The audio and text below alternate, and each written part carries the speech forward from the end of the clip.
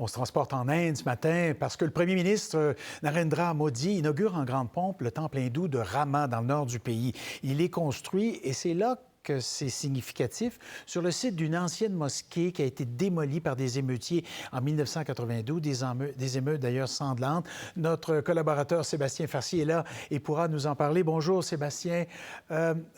J'entendais ce matin, vous pourrez peut-être me corriger, mais ça n'arrive jamais que le chef de l'État indien assiste à des inaugurations de temples comme ça. Est-ce que c'est très, très, très, très rare, en tout cas, à tout le moins, dans l'histoire moderne de l'Inde? Dans l'histoire moderne peut-être, mais depuis que Narendra Modi est ici, il a bien marqué sa différence et sa préférence pour les hindous. Il est hindou, il est fier et il le montre. Et en effet, aujourd'hui a été le symbole peut-être de ce changement. L'Inde est théoriquement, constitutionnellement un État laïque, mais ce matin, eh bien, c'est Narendra Modi, le Premier ministre, qui a officié un petit peu comme le high priest, comme le chef des prêtres, à l'inauguration, à la consécration en quelque sorte. Alors, il y avait un prêtre à côté de lui, mais c'est lui qui en fait était le chef d'honneur et qui a déposé la première offrande au pied de la statue de Ram. Et donc, en effet, mélangeant vraiment ou en effaçant même toutes les lignes de séparation qui pouvaient encore exister entre l'État indien et la religion.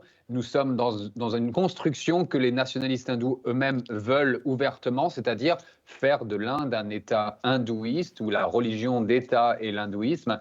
Et il ne s'en cache pas, et c'est bien justement le processus dans lequel est engagé Narendra Modi par l'inauguration de ce grand temple, un temple très symbolique, comme vous disiez, qui en fait est construit vraiment sur ces ruines en 1992, d'énormes émeutes.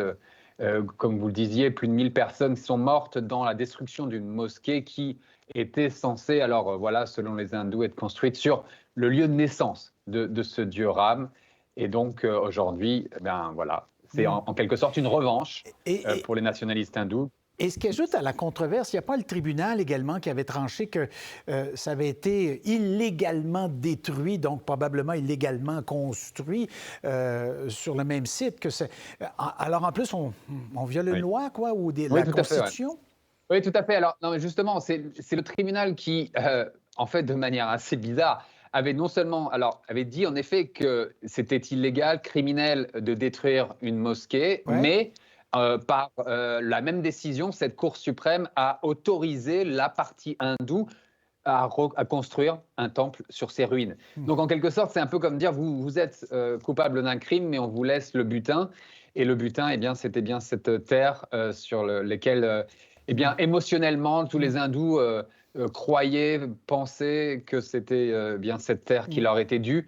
Et donc, la Cour suprême a donné l'autorisation en 2019. Et donc, ces 3 dernières années, cette construction a lieu. Le temple n'est pas du tout fini, mais il est inauguré aujourd'hui, car nous sommes à la veille des élections. C'est très important pour Narendra Modi. À quel point on utilisera ce développement, cette inauguration, ce nouveau temple dans la campagne électorale? Parce qu'on parle d'un nationalisme hindouiste là, prononcé. Il y a 200 millions de musulmans, je le souligne quand même, qui doivent vivre un peu dans la nervosité, peut-être, en Inde?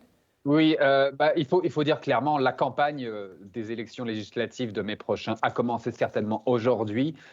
C'est clair, hein, j'en parlais encore avec les gens dans la rue, ils disent clairement, voilà, nous remercions Modi. Quand il est apparu à l'écran lors de l'inauguration, les gens applaudissaient. Donc c'est une plateforme, ça y est, il a garanti, il a offert aux Indiens et aux Hindous, surtout à 80% de la population, ce qu'ils réclamaient depuis longtemps, ou en tout cas ce qui a été lutté pendant longtemps. Et oui, les musulmans, eux, vivent de plus en plus marginalisés. Alors cela est le symbole, hein, ce temple construit sur une mosquée, d'autres temples qui veulent être construits sur d'autres mosquées, donc c'est déjà en train de se propager comme la poudre, d'autres combats, d'autres conflits.